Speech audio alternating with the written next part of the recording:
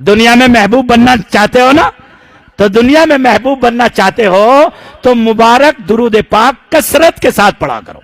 اور ایک روایت میں فرمایا روزانہ 1000 مرتبہ، اور ایک روایت میں جو جمعے رات کی رات سے لے کر اگلی جمعے کی رات تک یعنی غروب تک 1000 مرتبہ اللہ کے نبی صلی اللہ علیہ وسلم پر درود پاک پڑھے گا، اللہ مرنے سے پہلے جنت میں ٹھکانہ عطا دکھا کر جب اس بندے کو دنیا سے اٹھائیں گے. تو کہنے کو تو ایک حدیث ہے، لیکن ایک حدیث پڑھنا اور ایک حدیث فہمی. اس حدیث سے میں نے کئی نکتے سمجھے. اللہ کے نبی فرما رہے ہیں اسے ٹھکانہ دکھا دیا جائے گا. ٹھکانہ اسے ہی تو دکھایا جائے گا جو جنتی ہوگا. ارے بھائی جب اس کالونی میں ہمارا کوئی پلاٹ ہی نہیں ہے تو ہمیں ٹھکانہ کہاں سے دکھایا جائے گا؟ یہاں تو چودھری عادل کی دکانیں ہیں چاروں طرف، تو انہی کی تو دکھائی جائیں گی. اور اللہ کے نبی کیا فرما رہے ہیں کہ اس کو مرنے سے پہلے کیا دکھا دیا جائے گا؟ جنت میں ٹھکانہ. اس کا مطلب یہ ہے کہ جنت میں اس عمل کی برکت سے ٹھکانہ بن چکا ہے. یاد رہے گی یہ بات. اور بھائی ایک مطلب یہ سمجھا کہ جب جنتی کہہ دیا نبی علیہ السلام نے ٹھکانہ دکھوا دیا تو جنتی ہونا طے ہو گیا. جنتی جبھی تو بنے گا جب کلمے پر موت نصیب ہوگی. ہے بھائی.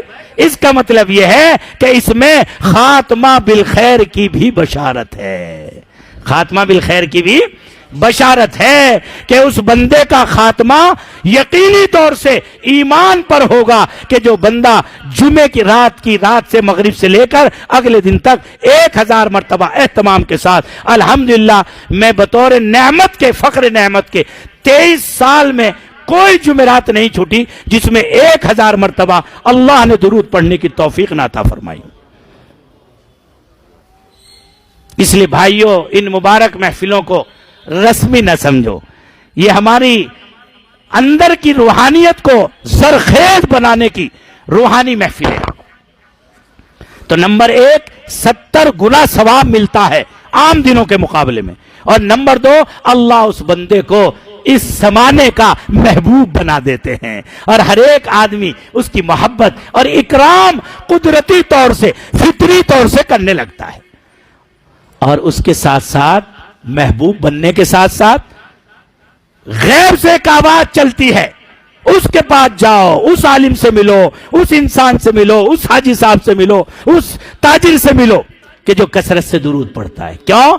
اس لیے کہ انس رضی اللہ عنہ کی روایت ہے کہ وہ فرشتہ جہاں یہ اعلان کرتا ہے اسی کے ساتھ ساتھ یہ بھی اعلان کرتا ہے کہ تم ایسے لوگ جو جمع ہوتے ہو اس نسبت پر ان کے ساتھ بیٹھا کرو. مصر میں ایک بہت بڑے عالم تھے یوسف خیاط رحمت اللہ علیہ. بزرگ طبی تھے اور بڑے صاحب کشف و کرامت عالم تھے. وہی ایک محدث تھے بڑے سعید ابن رشیق رحمت اللہ علیہ. بڑا مسند حدیث لگتا تھا، ہزاروں تلامذہ شریک ہوتے تھے. لیکن یہ جو محدث یہ عالم تھے یوسف ابن خیاط یہ کبھی ان کی مجلس میں نہیں جاتے تھے. وہ بھی اپنے مقام کے بڑے عالم تھے. بہت زمانہ گزر گیا، لوگوں نے بھی محسوس کیا ان کو ہم نے کبھی ان کے پاس نہیں دیکھا. ایک دن اچانک دیکھا کہ سب سے پہلے جب ان کا مسند حدیث لگا تو سب سے پہلے قریب میں جا کر کے یہی یوسف خیاط بیٹھے. آنے لگے، جانے لگے، پابندی سے درس میں شریک ہونے لگے، بڑی محبت کا اظہار کرنے لگے.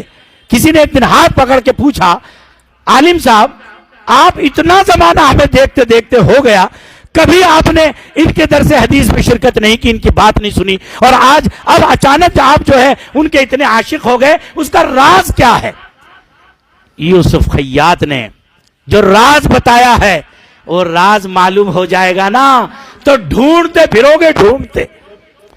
یوں فرمایا یوسف خیاط رحمت اللہ علیہ نے کہ خواب میں نبی پاک علیہ السلام کی زیارت ہوئی اور یوں فرمایا یہ جو محدث ہے سعید ان کی مجلس میں بیٹھا کرو. کیوں؟ یہ بڑے محدث ہے اس لیے نہیں، یہ میرے اوپر کثرت سے درود پڑھتا ہے.